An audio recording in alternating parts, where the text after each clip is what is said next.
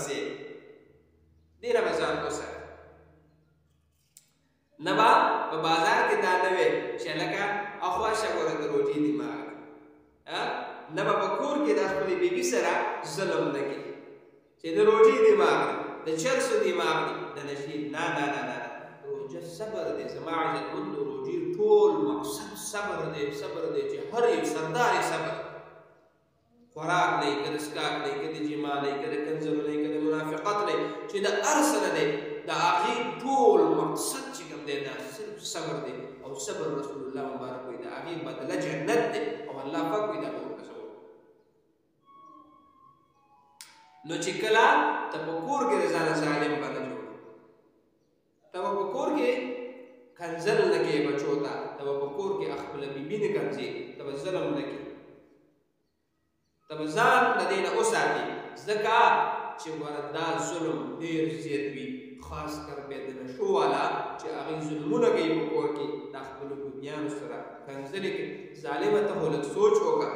ته خو چې سحر پیشمنۍ وکړې ولوېږي او په 1 بجه او 2 بجې راپاڅې ته خبره نه یې چې ستا دا بیبي راپاڅېږي سحر د خپلو بچو بندوبست وکړي هغه بچو ته چې کوم دی خوراک څښاک هغه بچو ته تمام ترتیبات دا ورته برابر کړي تعلیم ته چې تعلیم بندوبست ورته وکړي د هغې نه پس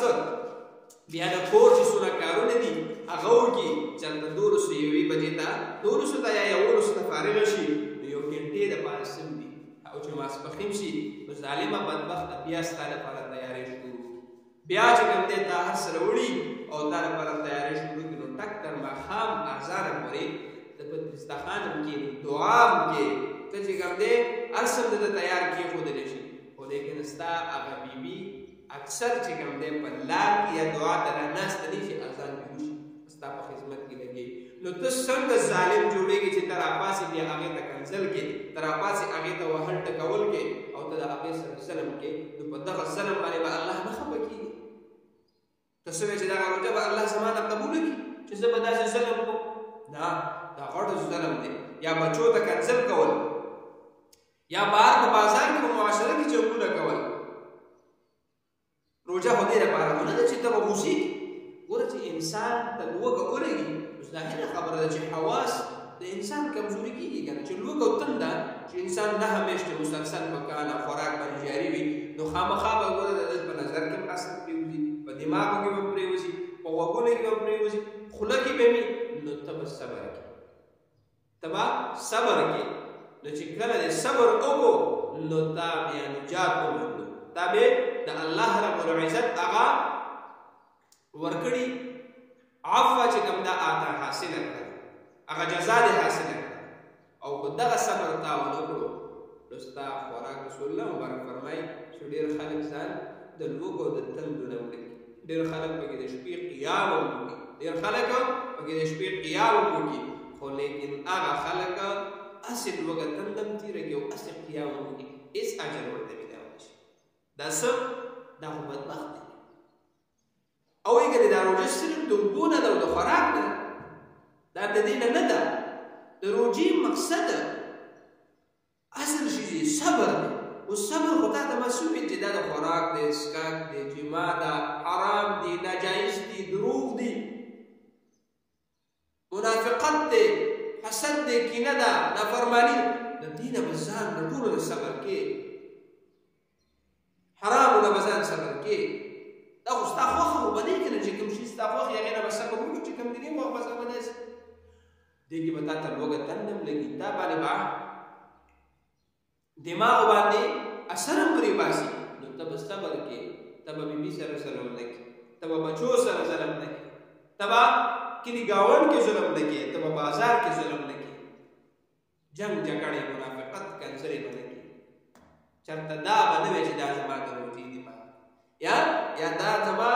د الله د عبادت د وجې نه زما په دماغو باندې اثر شوی دی ځکه زه ستا سره جګړه کوم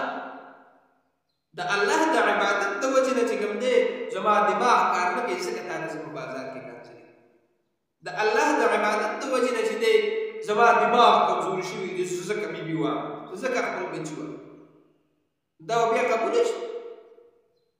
نو دا ظلم دې نه به ځان محفوظ کړي ښه اخلاق بهترینې طریقې سره د خپلو بچو سره په ښکلي انداز باندې ناسته کوه. دا غوسه که ته وکړې او که ته ونه کړې دا ټیم به تېر شي. بیا چې کله کښېنې او هماغه ماښام او برابر شي صحت دې سیټ شي نو بیا سي نو دا به ته ځان ساتي که نشه یي او که غیر نشه یي او که تا ته لوږه لګي او که تنده لګي خو په احسنې طریقې سره به تېر.